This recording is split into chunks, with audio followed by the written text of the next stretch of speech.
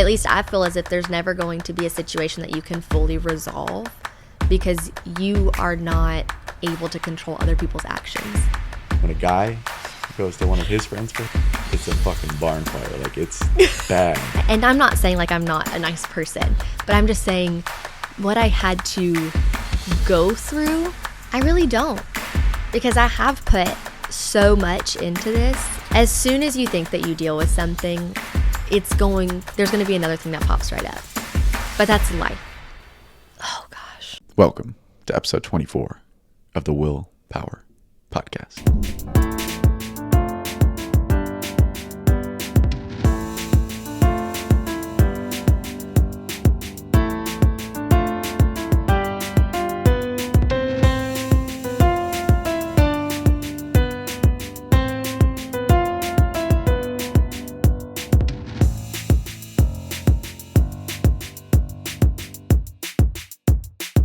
Okay, what do most people not understand about pageants? I think there's a lot. Okay, I came into this not knowing anything about it, and I had no idea. Like, I thought it was just like, I don't know, just people going up on stage and then like getting judged. But that's really all I knew. I want to say that's probably like a fourth of what it actually is. Like, yes, you are judged on your appearance. I mean, but ultimately it's kind of scary because you're going up against all these other girls and you don't know their accomplishments until they get on stage and you hear like an onstage question. And that's like the biggest fear is, am I doing enough? Have I done enough? Am I enough to, be seen above all these others? So it's a lot more than just being on stage. Like, we all have personal platforms. We all have dedicated, like, I know personally me, 1 year alone was over 3,500 service hours. And it's girls doing that stuff, like they live for it. So there's a lot that goes into it. A lot that goes into it. Like, you need to have good grades. You need to have a personal platform. You need to have put in your community service work. I mean, yeah, you need the dresses and the hair and all that. And a lot of times there are certain connections that you have to make. It's very political in the sense of, I have to buy my dress from this specific person. I noticed that my second year in Miss Tennessee I have to spend a certain amount in order to be seen in the eyes of this specific person that would then be in the same hospitality room as the judges, and they would talk you up and be like, oh, well, you really need to look at this girl because, she's done this and that. And they kind of sway the judges when they're in there, so you have to make those connections. Do you ever lose, do you define yourself by that then in that process? In this last pageant, it was really hard to come out of it and realize what I had learned from it all in a positive aspect. Because the first time I ever did a pageant, I went on to nationals, I was top 10 in the nation. I did another pageant, I was top 10 in my first time ever competing in a Miss division. And, I was riding that high and it was really, really good. And then the next two pageants, I won the Miss Texas title, I went on to nationals, and then I didn't place at all. And it's really hard because you sit here and you're like, I'm confused because I had worth in other places and now all of a sudden I don't. So was I really as good as I thought I was? Or is this my humbling experience where I realized I haven't grown like I thought? I haven't achieved what I needed to.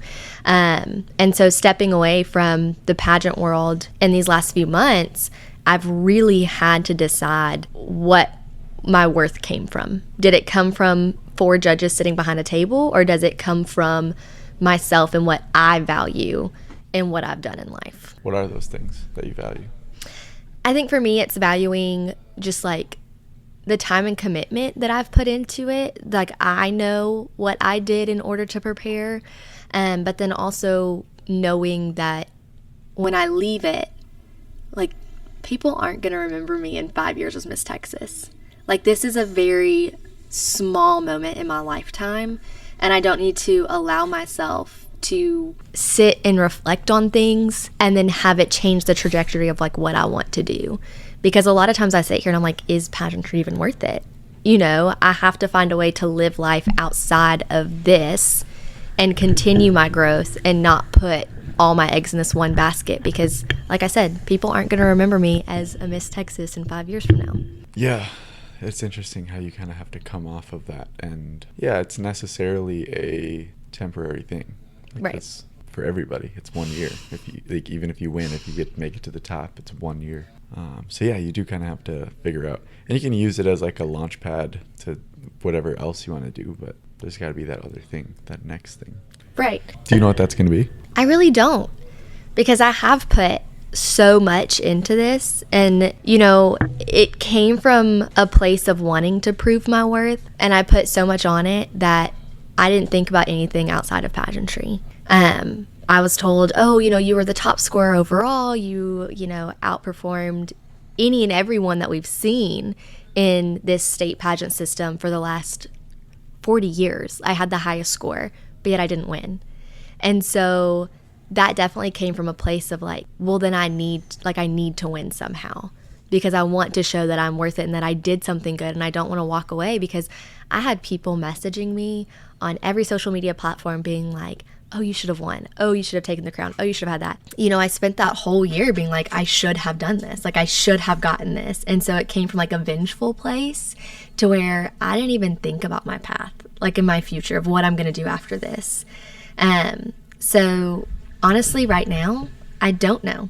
And I think that's actually, for the first time, it's okay to not know and to just explore small things to find the joy, and then chase the joy after I find, what really sparks happiness. So what, you mentioned like vengeance a little bit. What other like motivations, what else was pushing you when you were, kind of on your road to, all the different pageants you did? So I think the first one that I ever did, I was in a teen pageant, and that one, I think the reason why I placed the way that I did is because I didn't have this ticker in my brain saying like, oh, you only have this much time, so you need to prove your worth. Because in pageantry, you can go up to 26 years of age. And then outside of that, that's the age limit. So I wasn't thinking about that in the beginning. It was more so just having fun and actually meeting different people, because I was homeschooled in high school.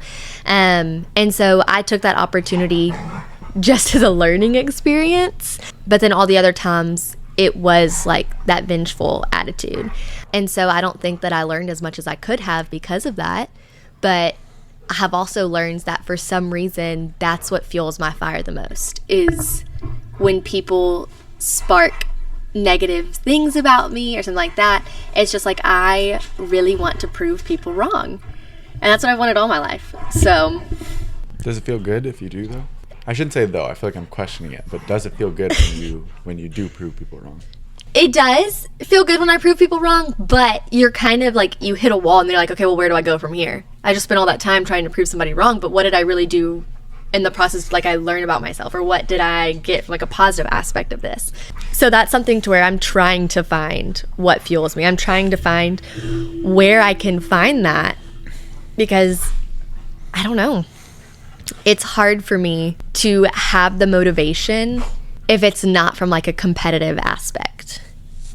So yeah, and I think there's a way to be competitive without it being for someone else. I definitely can relate to that, and I'm sure many other people can, which is this feeling of like, this is why I got in shape in college. Like, why I started working out was because I was the chubbiest one out of my friends in middle school. And so I was just fat. Like, I was fat. I wasn't actually fat, but like to my friends, I was fat. They would call me fat. yeah. And so then in college, I finally started working out, and like that was basically like what was deep down fueling that. Right. And so it's like, yes, that really was a positive result because of it, because I got healthier.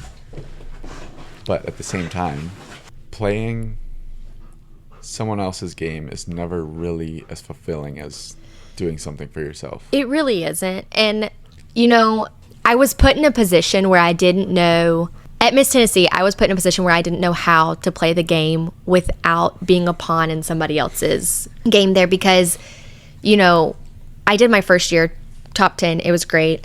And I don't think anybody realized that, I was somebody to look out for. My second year around, I got top 5, and then these rumors started spreading like wildfire. And it was rumors that are pretty damaging, because it was about my character. And I didn't know about it until after the pageant.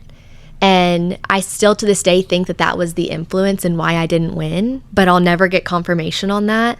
But, you know, it was these things of like, oh, well, Carsyn's, you know, saying terrible things about girls in the dressing room. She's doing this. And my second year, I had to come back and basically prove all of that wrong if I wanted to go anywhere in the pageant system. And again, the same rumors started happening. And the issue was, is I knew exactly who it was. I couldn't tell them like, oh, I know it's you, because that would start more stuff and I would look even more in a bad light. So it was just, you have to be overly nice. You have to be overly charismatic. And that was the thing that it's very strugglesome to be somebody that you're not. And I'm not saying like I'm not a nice person, but I'm just saying what I had to go through, I couldn't be competitive and be nice. Like it was, you know, it was very weird because any ounce of competitiveness instantly translated to negativity. And that's not what it was at all.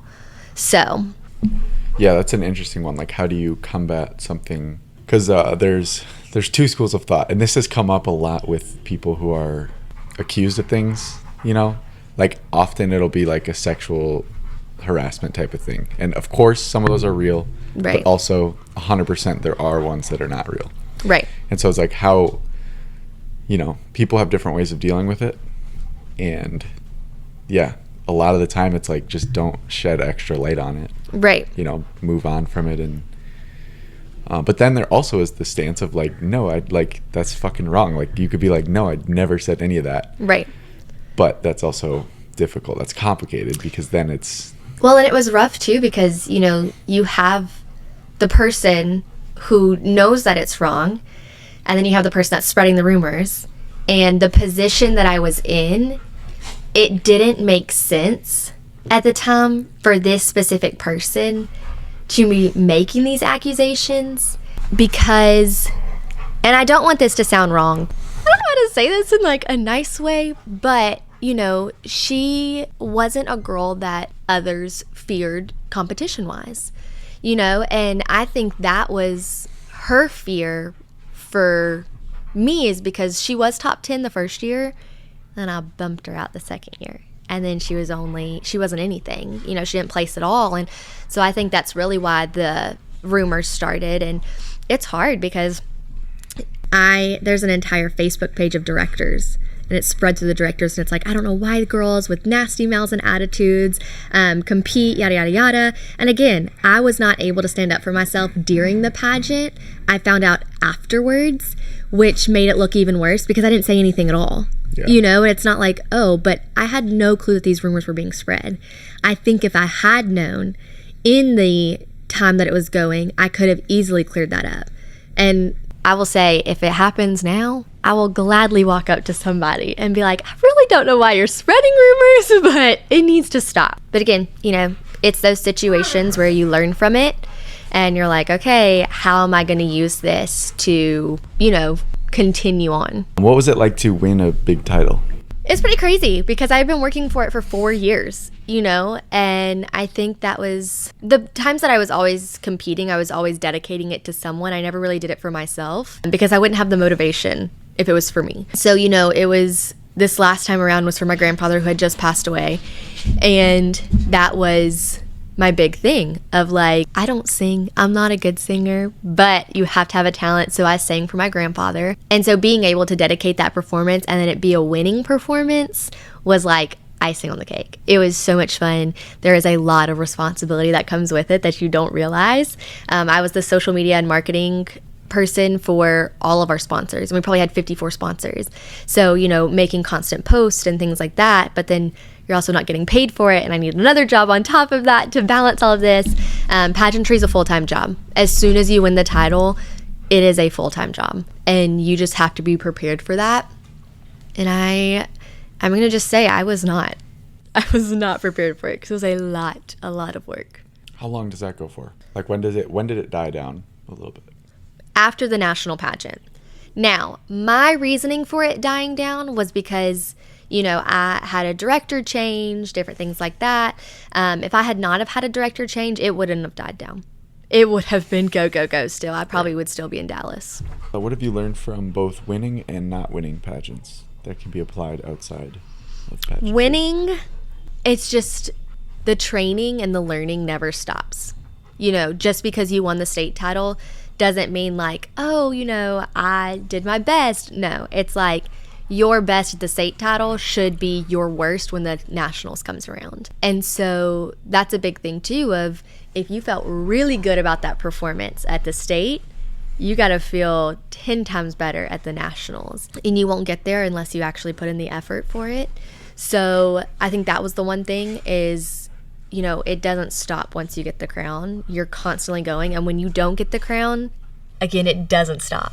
There's no stopping. If you actually want to achieve something, you will continue growing even if you don't win, because that's the dedication. And if you don't have the dedication, you don't deserve the win. Yeah, so I'm seeing like the outside parallels. It's like, I mean, pageantry puts like a little, you know, it puts a crown on top of an achievement. And like in life, we kind of get those along the way. But that idea that it always keeps going. Yeah. Is the exact same. Like, you can accomplish whatever. And that's like the trap we all fall into, right? Is Right. I'll be happy when this happens. And then it happens, and then you're like, oh, well, now I got to do the next thing. I thought the same thing. I was like, I'll be happy when I win the Miss Texas title. And here I am going for another Miss Texas title. And I think that's a big weight that's put on you too. Like once you win one, you can't be a one and done. Because then people think, oh, it was just a fluke in the system that she won. She never won anything else. So now you're trying to prove to people that I did deserve that crown the first time around. Again, the second pageant, let's say I win the next Miss Texas pageant. I deserve to win the next one because I'm going to win another Miss Texas pageant. And it's just an ongoing thing where I continue to have to prove that I was fit for the crown by winning another crown. That's a common thing in business too. Entrepreneurs will, at least I've heard this, I don't know any personally who are like they'll start a huge business, like $1 billion business, and then they will like sell it or exit, and they have all this money, and they're like, I need to do that again to prove that it was me and it wasn't just luck. It Right. wasn't like I got lucky in the position I was. Right. So yeah, very similar. That like, now again, that comes back to the proving it mentality. So yeah, you really want to sit back and think about the reason for it. So we talked about the vengeance. Was that what motivated you to move to Texas? Was like, I need to just win one and prove it? Yeah. And after being the highest scoring person to ever compete in like, you know, the Miss Tennessee pageant that year, and before that, I wanted to prove it again. So I went back to Miss Tennessee, and it was crazy because it's the same exact girls, and I only made top 15, which I don't understand because, you know, I only tried to improve from there. So that kind of gave it in my mind of, okay, well, it's never going to be fair now. You know, I have this tainted view, or I have this tainted vision in all these people's eyes that, you know, it's never going to go away no matter what I do, no matter how nice I am. So I came to Texas for a clean slate, and it worked. I won the first time, but what I wasn't prepared for is I was going right back to the same state for nationals, you know, and there were 3 girls that I competed with in Tennessee at this national pageant because they had won other states too. And I thought life was going to be dandy. I thought it was going to be easy, but you know, these things follow you, and until you deal with them, they're going to continually be your shadow. Were you able to deal with them ever? As soon as you think that you deal with something, there's going to be another thing that pops right up. But that's life. You're never going to be able to, at least I feel as if there's never going to be a situation that you can fully resolve, because you are not able to control other people's actions. So as soon as you solve it and it's, you know, out of the way, they're going to see that and they're going to instantly restart the fire again. So I don't know. As much as I want to say I resolved it, I probably did it. It's still up for you. Okay, we can come back to pageants. Tell people how we met. Oh, well, it was Valentine's Day, and I was walking in the Domain, and I had just gone to Lulu, and I had my big old Lulu bag, and I was walking down the street feeling real good, and you, sure enough, ran up behind me, and you're like, hey, I just wanted to let you know you're really pretty, and I wanted to ask you on a date, or I think you asked for my number first.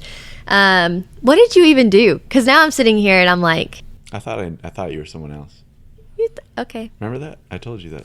Oh, you did. You're like, I thought that was like a thing I was doing. Right. And I was like, I think you just made that up just to talk to me. But no, I thought you were, like, as soon as I got up to you, I realized you weren't, but just from the distance, that's what I thought. And so who did you think I was? Just someone else. Just someone else? Just someone else. Just someone else that you wanted to approach? And so then I was going to actually talk to someone else. And then I saw you, and then I was like, oh, no, I got to talk to her. Yeah, I said that. And then I think I just invited you on a date. You did. And then you were like, I'll take you up on that. Yeah. And I gave you my phone number. And then I went home. And then I sent a message to all my friends. And I was like, you're never going to believe what just happened. Because I had literally just told them, I'm never going on dating apps again. And the next time I go on a date with somebody, it's going to be because they actually asked me in person. And I thought I was going to have a good bit between the time I said that and when somebody actually asked me. But cool enough for me. It was like a week. Yeah. So. Yeah, that was a scary one. But that was fun. I was like over the moon after that. The whole day. Like Tim came. Tim, you're not going to believe. Yeah, that was cool. Yeah, and on Valentine's Day. On a Valentine's Day. My number one most hated holiday of the year. I like it now. I almost asked you out that night. I was thinking about it. And you should have. But I was a little too nervous. Just went home, cooked a bison steak and a potato with cottage cheese on it.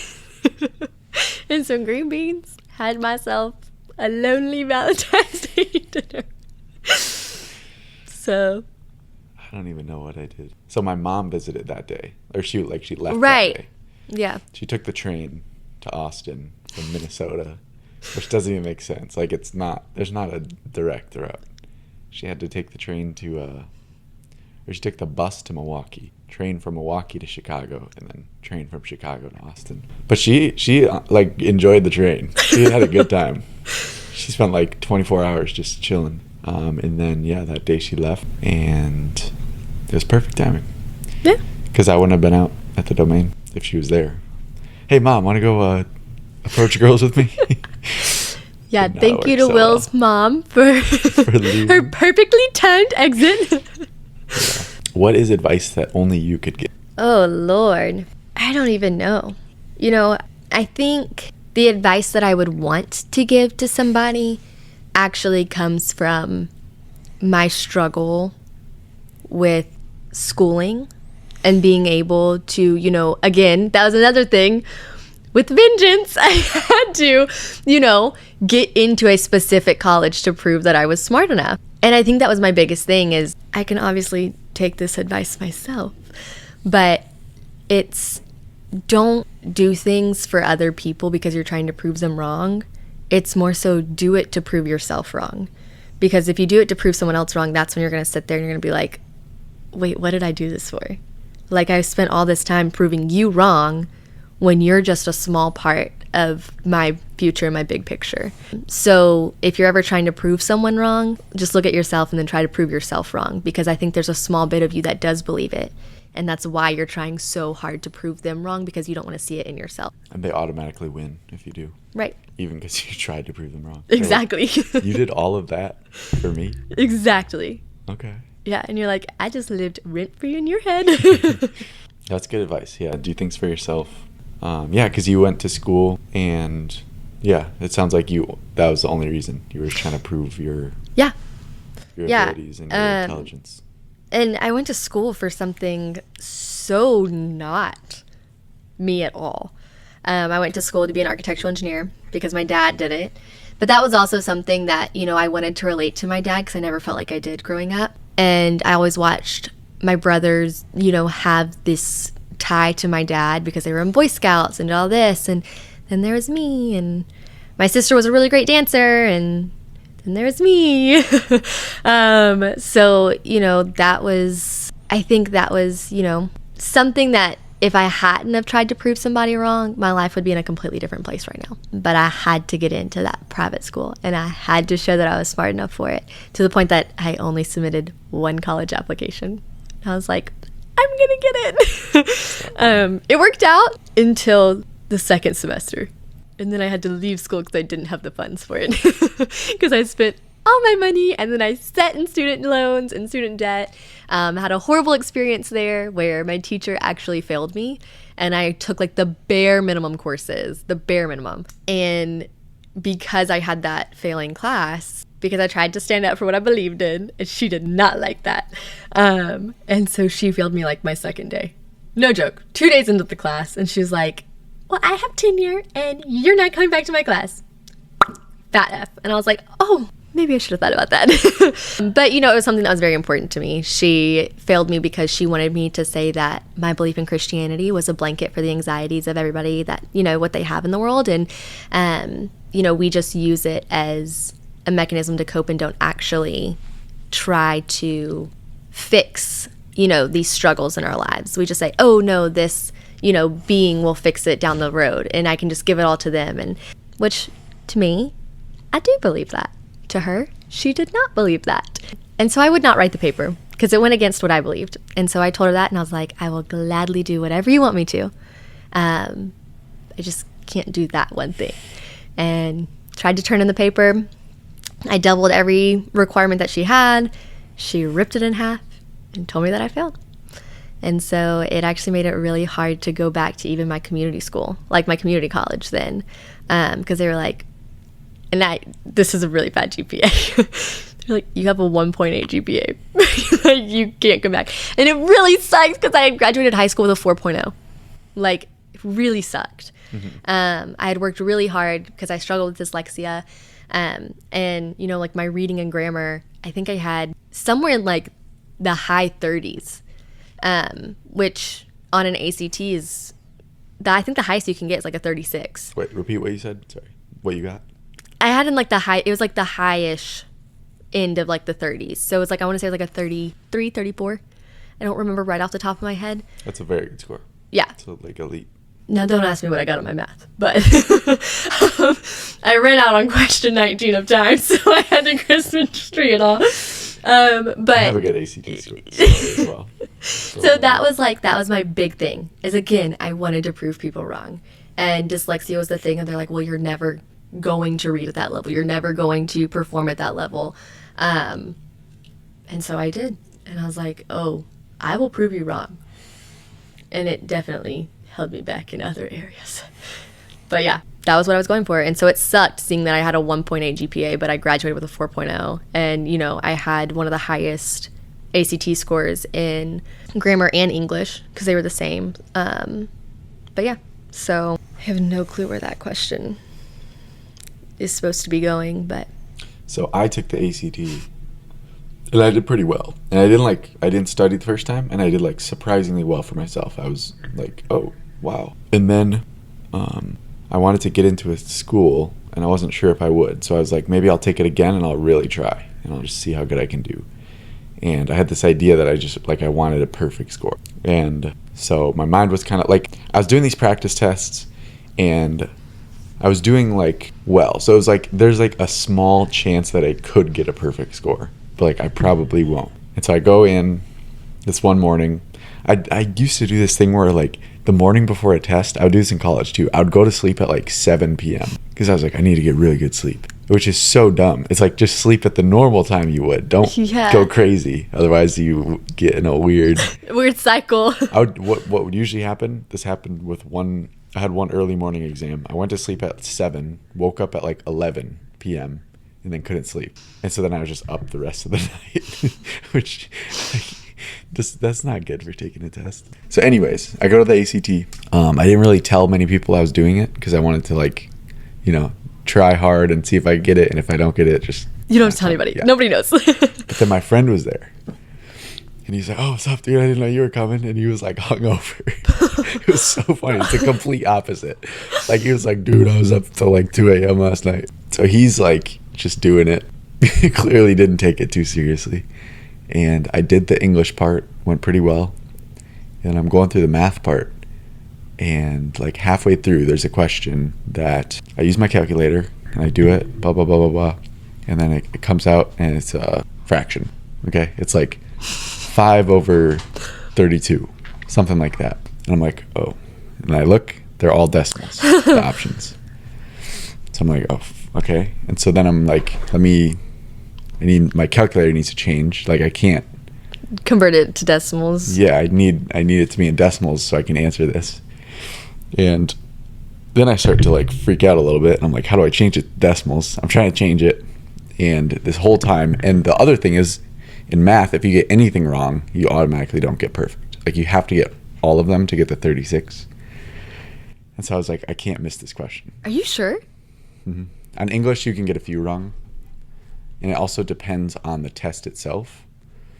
They will look at like how people do, and then they'll rank the scores based on Okay, that. because that's what I had heard is, it's not perfect answers get a 36. It's whoever got the most right sets the standard of 36. Right, that's probably true. But I think for math, it's typically perfect. Usually you have to get perfect. Well, that makes sense because there's those really geeky kids that know a lot, unlike me. Yeah. So anyways, I get stuck on that problem. It takes up like a long time. And you only get a minute per question. Yeah. In the math portion. And I don't finish the question. Like I don't even get through them. Of course I don't have time to second. Like the first time I did math, I finished with time. Like I did it all, went and reviewed them, and still had time left. I don't know how you did that. I was a math guy. I was not a math girl. 60 questions and I only got to 19, so there's that. So anyways, I left after that. I like went and found them because I had set, when you do the ACT, you get to like send it to schools. Yeah. Or you can like pay extra to send it afterward, after you get the score. Right. And so I had it set up that it would send out to schools automatically. And so I went and I like found someone and I was like, you need to like help me. Don't send this to anyone. You need to cancel this. And so they canceled it. And then I like freaked out and I went in my car and like started crying and was like so upset over that one question. Just, yeah. It is a lot of pressure to put on a kid though. It's like this one number is going to determine where your future starts. And it was the complete opposite of the first time I took it. I didn't care because I didn't study. So I was like, right. Fuck it. If I do poorly, like I didn't study, who cares? Well, that's how it was. I took it in 7th grade, 8th grade, something like that. Because there was like a special thing where like you could take a ACT just to see how it was. And it was only like this certain kids that scored a certain way. And I took it. I scored higher in 8th grade than I did my first time taking it. And I was like, there's something wrong here. But when I learned more about the ACT, I realized majority of the ACT questions are what you have learned in 7th and 8th grade. Very, very few of them are actually knowledge from your current year that you're in school. Yeah. And so that's why they get you, is because they're trying to test you on things that you haven't relearned or even revisited for probably 5 years, 4 years. Yeah, they don't teach much grammar in like 10th or 11th grade. No. You're like, yeah. I think 7th grade was like the last time I learned anything about grammar. So yeah, that was the ACT. But yeah, getting an F, that sucks. Yeah, tell me about it. Oh, I was thinking of this. I heard this story about, so a guy was in his house and there was a flood coming. Okay. It was like raining really hard. And it was like, there's a flood coming. And someone comes by in their car and they're like, hey, we should get out of here. Do you want to come with me? And he says, no, God will save me. So, keeps flooding. He goes up to the second floor of his house, and the water's rising. Someone comes by in a boat. They're like, hey man, we should get out of here. It's flooding. He says, no, God will save me. He goes up, the water keeps rising, and he's on the roof of his house. Someone comes by in a helicopter, and they're like, hey man, we should get out of here. You want to come with? He's like, no, God will save me. He drowns and dies. And then he speaking with God, and he says, why didn't you save me? And God says, I sent you a car, a boat, and a helicopter. So anyways, I like, I'm not religious, you know that. I don't even believe in God. But I like the concept, which I think is a Christian concept of agency, which is like, God isn't going to do everything for you. You have to actually be in there. But you have to be acceptant of what he gives you. And if you're not accepting, you keep expecting something different, that's crazy. Like, you are going to be given opportunities, but you actually have to take them. Right. Things aren't going to be like given in that way. And if it's not, I mean, this is something that I believe, if it's not an opportunity that, you know, the Lord gave me, I'll find out pretty quick. Because it's not going to line up with what I believe. It's not going to, you know, and that's how I figured out this school was not for me. Because instantly it was, well, guess what? Your religion is false. And I was like, whoa, maybe I'm not supposed to be here. Yeah, it's like if they don't let you be different or think differently. It's right. Pretty, I think that's the way a lot of colleges are right now. Oh, yeah. in many different ways. But yeah, that is good for you that you were able to do that. I know a lot of times we have this like small voice in our head, and it can get pretty quiet, especially when there are other people like telling us to be a certain way or saying things are okay. And so being able to actually hear that voice and be like, no, I don't think it is okay. Right. It's rough, especially when there's a consequence that big, you know? Like, it's going to change the trajectory of everything. Yeah. And then getting into pageants, when you have a 1.8 GPA, that was another obstacle you have to overcome. Because they look at that. They're like, what are your scores? Where are you currently enrolled at? It's like, well, I'm actually not enrolled because I can't be enrolled. My GPA isn't high enough. Take me back. What did you learn from being homeschooled? Oh, gosh. I learned really well how to work under pressure in very short time frames. So somehow I graduated early, but that was because my first year that I was homeschooled, I actually didn't do any of my classes. I didn't do any of my work, nothing. I left it until probably like the very last day. And my advisor emailed my mom and it was like, Carsyn literally hasn't done anything. And my mom comes stomping up the stairs and she's like, Carsyn Hughes, what are you doing up here? And I would be on Pinterest or I would be shopping and it was really bad.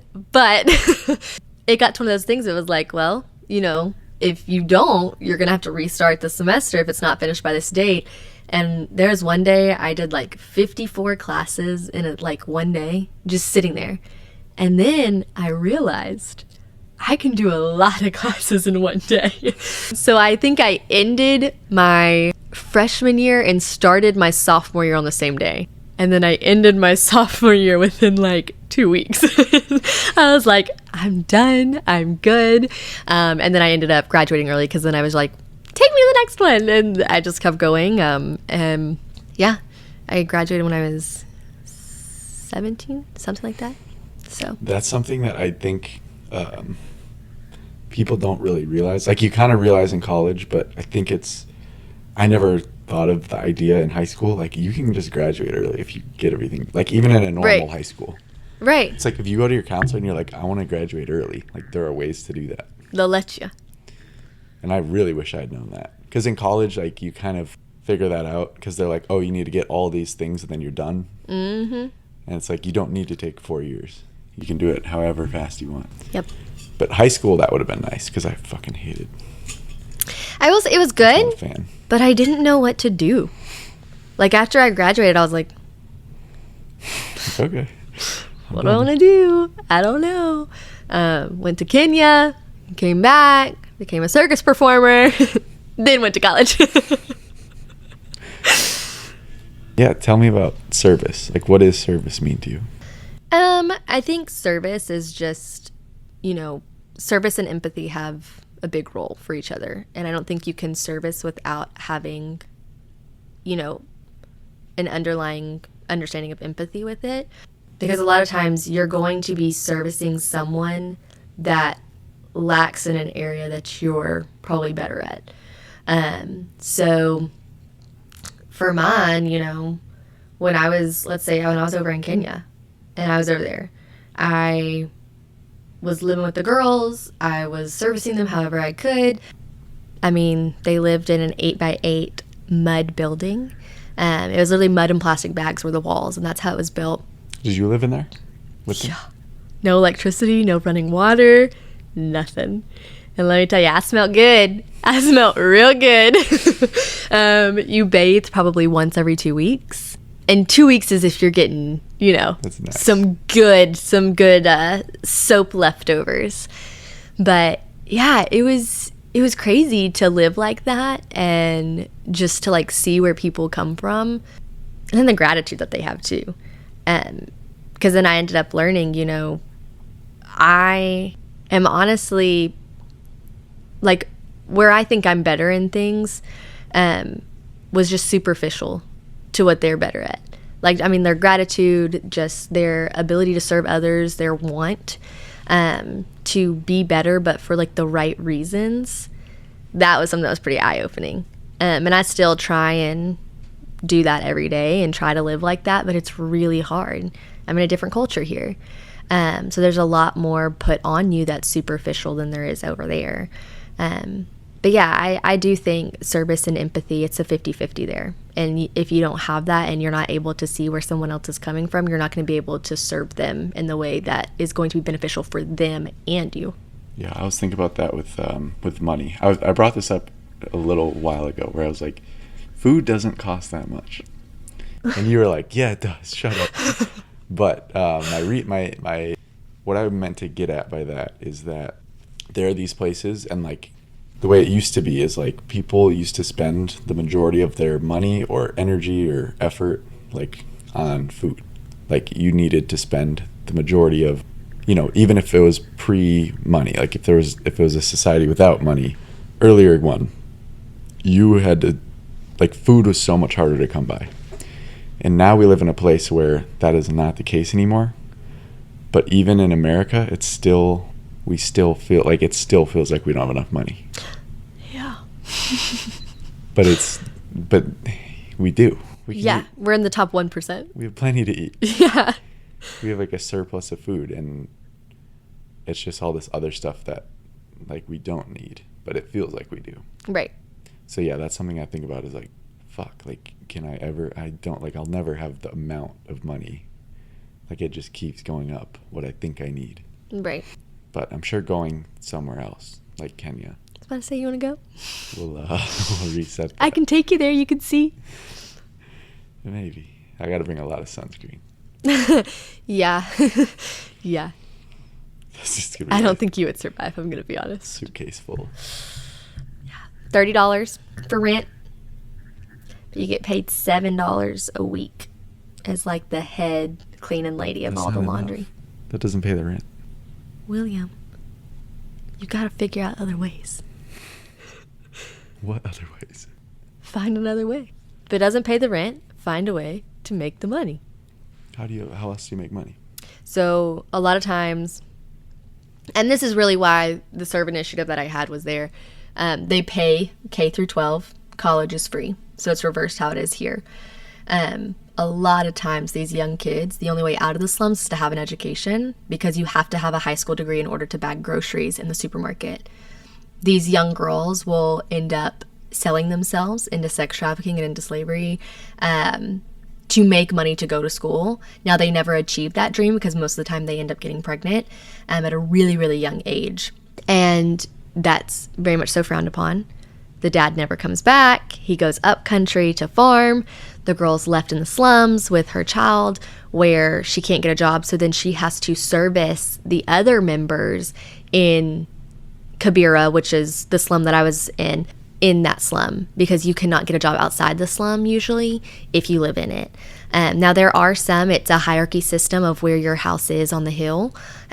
Literally, there's a hill. At the bottom of the hill is where all of the waste collects, because there's these trenches that they dump their 5-gallon buckets in. It goes down to the bottom. So usually people at the bottom pay less rent because, you know, that's a lot grosser. And then the higher up you are, the less it smells, the less, you know, issues there are. And so they will find ways to, you know, make money, whether it's doing laundry or they will sell the rotten vegetables that are thrown in the dumpster. They'll collect those and then they'll sell them outside of the slums and hope that somebody buys them going into the slums. Same thing with clothing. You know, if they get a piece of American clothing, that's gold right there. So I left all my clothes, I left all my shoes because I don't know what I'm bringing back with me. And we were advised by, you know, what's that called? The CDC or whatever, to leave everything. So we couldn't come home with anything except the clean clothes that were on our body. And sure enough, our stuff was getting sold. $13 for these Nike shoes. $13. And that was expensive. Expensive for those Nike shoes. I mean, yeah, that's like over a week. Over a week at that. Yeah, well over. But yeah, you know, like they find it. They find ways. They don't stop. They don't accept their fate and go, oh gosh, I'm going to be homeless now. Or, oh gosh, I'm going to go do this. No, like they find ways to do it. And some of them are very unfortunate ways. But, you know, I think it just shows the drive too of them wanting to provide and wanting to be able to do that. Because a lot of times too, they live with their families. They don't live on their own. When we were in that 8x8 room, there was 12 of us. No bed, no nothing. You just sleep like body to body, like sardines in a can. Keep warm that way. That's how it works. But yeah, it was a crazy experience, but it was a very humbling, very eye-opening. And I mean, I would go back easily. I would live there. Have fun with that. What is something you are currently struggling with? Finding my next step. I'll be vulnerable here. I almost cried in the bed about it the other night when you were asking me. Just because, you know, I feel like I have wasted a lot of time. I look at, and this is one reason why I absolutely hate social media. I look on social media and, you know, it's just a reel of the highlights of everybody's life. And you instantly are comparing yourself to that. And you're like, did I do enough? Like, you know, I see all my friends have graduated. They do this, they do that. And I am stuck doing a job that I don't want to do. I never saw myself doing. But unfortunately, it's the kind of job that it only pays what, you know, the bills are. And so you don't really have a way out. It's like a spider web. And you just like keep cocooning yourself in there of like, if I don't get out now, it's going to be harder and harder in the end. But, you know, finding what I want to do is really hard because it's also like, when can I stop this job? It provides a housing discount. You know, it provides all these things like I'm forever away from home. If I wanted to move, I have to pay for U-Hauls and all of this. And it's really rough because you always have to have money to start something. And I'm not in a position where I'll ever have that money. Maybe if I shopped a little bit less, I might have a few extra dollars. Maybe. But I don't shop that much. Well, you shop a lot, but you don't buy that much. I window shop a lot. Yeah. I love to look at things. It literally like is the biggest release of dopamine that I could possibly have. But yeah, so, you know, I really want to go into the medical field. I would love for that to be my next steps. But what I want to do is like a 10-year long stretch of schooling. And that's kind of scary to just, am I smart enough to go back to school? Am I financially stable enough to go back to school? Am I in a position where, you know, I can find a way to make ends meet, live on my own, and go back to school? I mean, I have Cannon, my dog, you know, I have to provide for him. It's rough. So it's my biggest struggle. When have you failed in the past? Oh, a lot of times. What's a big one? Like, what's one that you haven't talked about? Oh gosh, I don't know. That's a rough one because I don't know. And failure can mean many things. It could mean, honestly, I think what it means is you did something that now you know how to operate it differently. Because like a failure, right. It doesn't have to be an absolute. It doesn't have to be like, oh, that ruined my life. Right. It could be like, oh, I learned something from this unpleasant experience. Oof. Unfortunately, I'm sitting here having to choose in my head because, you know, there's a lot of times where I have failed, unfortunately. And a lot of those times come from the vengeful background of like, this is what I want. I'm going to be honest. I don't think there's a single time that the vengeful attitude worked out for me.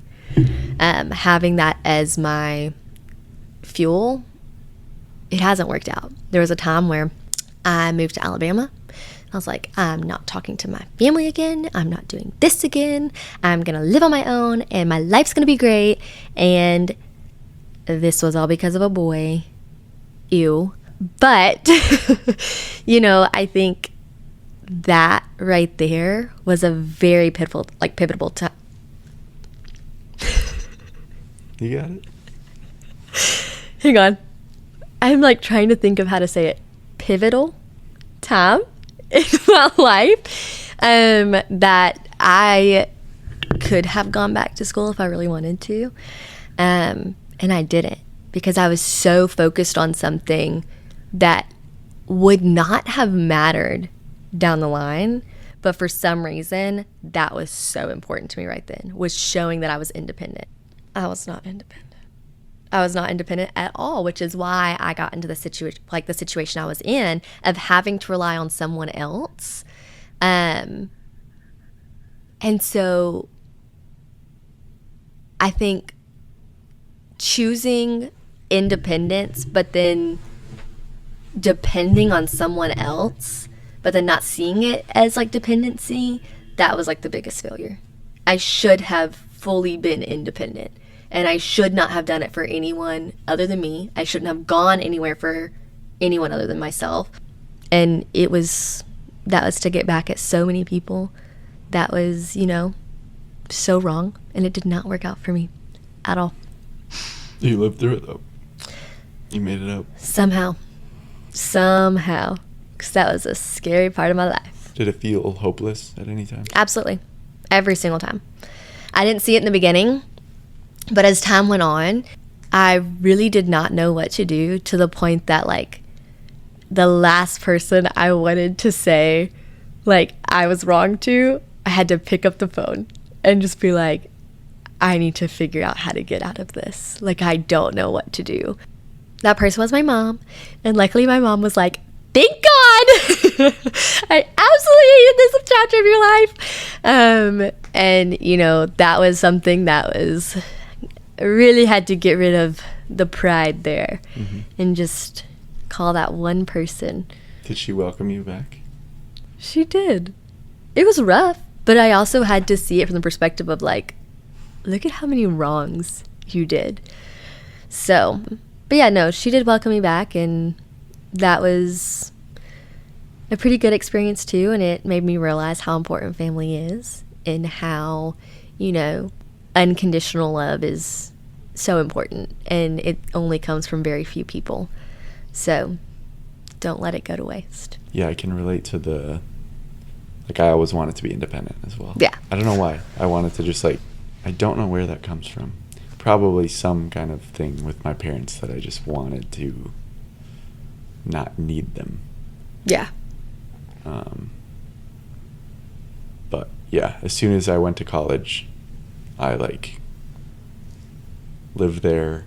My parents like helped pay for college, but I paid a lot of the housing, and then like wanted to stay the summer, so I like subleased my brother's apartment. Yeah. And he went home, I think. No, he went to New York. He had an internship. But yeah, I lived in his apartment, and my mom did not like that. I was like, Mom, I'm not going to come home for the summer. Yeah. And then like always wanted to pay my rent. There was 1 month I couldn't. And that was like similar. I'd be like, Mom, you help me pay the rent this month? But yeah, I always wanted to be independent. Yeah, I don't know why that is. It's just hard. I think you and I both have this, which is like it's hard to ask for help. Yeah, absolutely. If I'm asking for help, it's a real issue. It's a bad place. Yeah. Yeah, it's a bad place to be. Like, I don't even want advice. I'm like, I'll figure it out. It's okay. Because I feel like as soon as you start asking for advice or something, it's you being weak, when it's the complete opposite. Like, advice is just a new perspective. You don't have to take it, but it allows you to look through that lens for a minute. And you're like, if I did take this, how would this work out for me? That's an attitude I'm trying to have, is like, ask people for advice, but don't just take it. Like, don't just accept it as You what do you that need to do. really well with me. But other people, I don't. I know. Other people, I'm like, oh, I need to.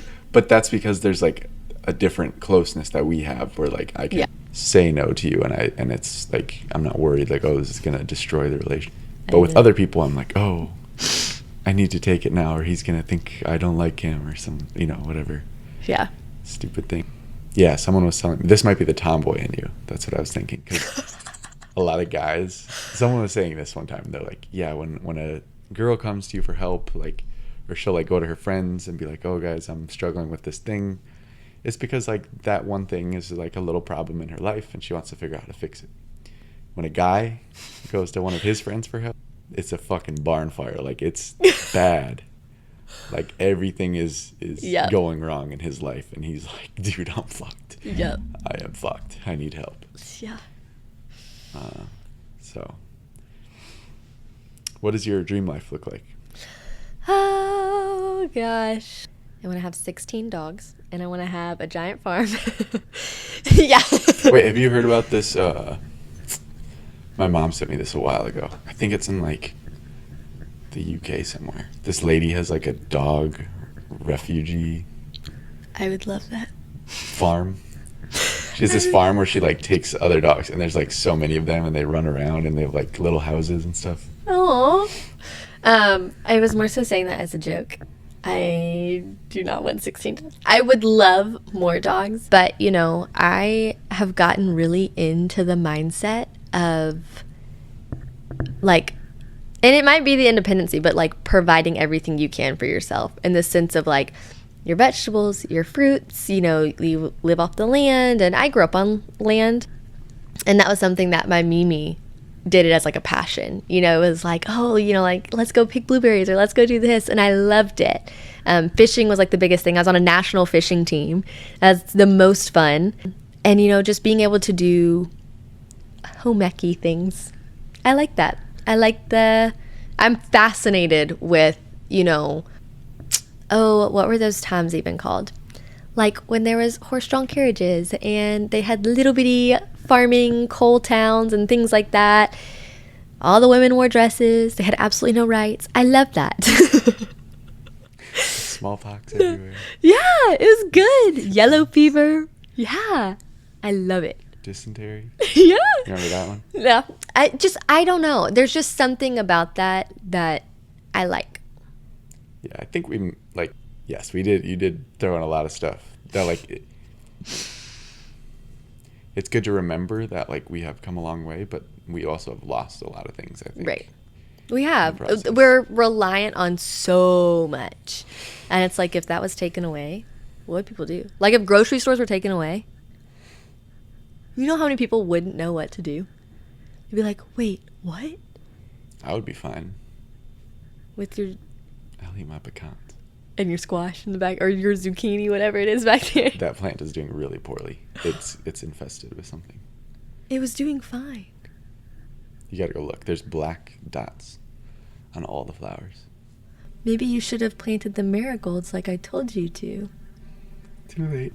But anyways, that Omnivore's Dilemma book I have at your house, Michael Pollan, he talks about, like, this whole, like, food transformation and the way, and it's funny, this book is from like 2006 or something, and it's like all this shit that I'm like, oh, I thought that was new information. No. But he, like, figured this out.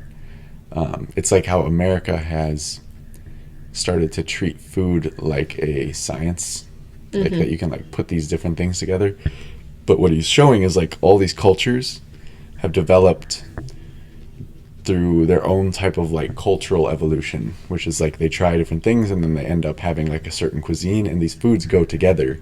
Yeah. Not just because they taste good together, but they literally, like, have nutritional value because they are together in certain ways. Like, he's saying, like, corn and beans, which was a thing from, like, Mesoamerica, like... Yeah.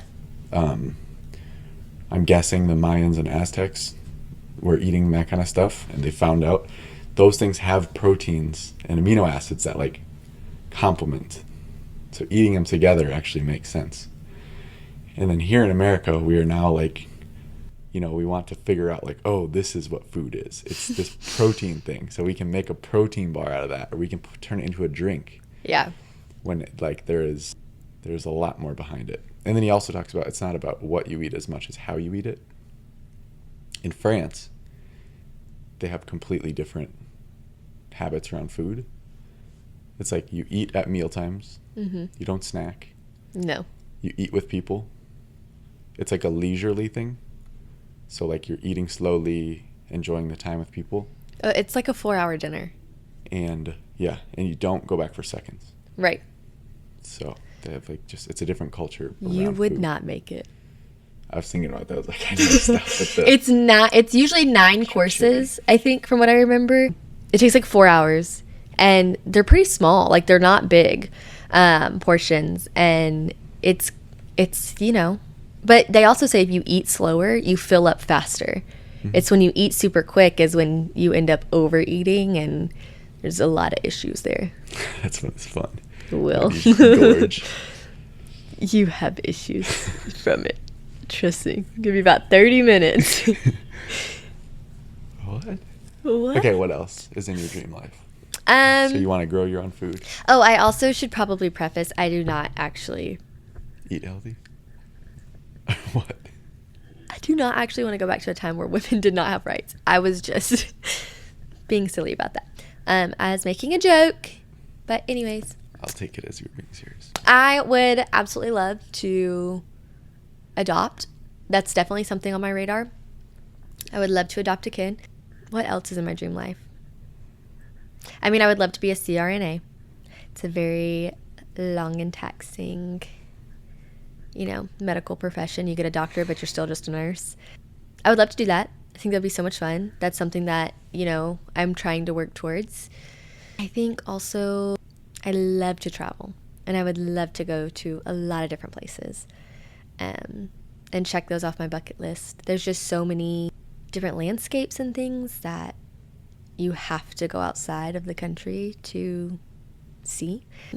I don't think I would do it right now because I don't think I would appreciate it. But, you know, later on in life, I would love to travel and see all of that and, you know, provide for my family and give them the same, you know, opportunities that I'm having in that moment. I don't want them to have to wait for it. I think that they value it more, yes, but, you know, it's the memories that you get to make with them, and having family is very important to me. I come from a family that is really close. Like, we probably call each other at least once a day. I've talked to Spencer, my sister, on the phone 4 times today. My mom, she's called me like 3 times today. But that's how close we are. And I don't think I would give that up for anything. And now I value it. So I want that in my future life for sure. Carsyn Hughes.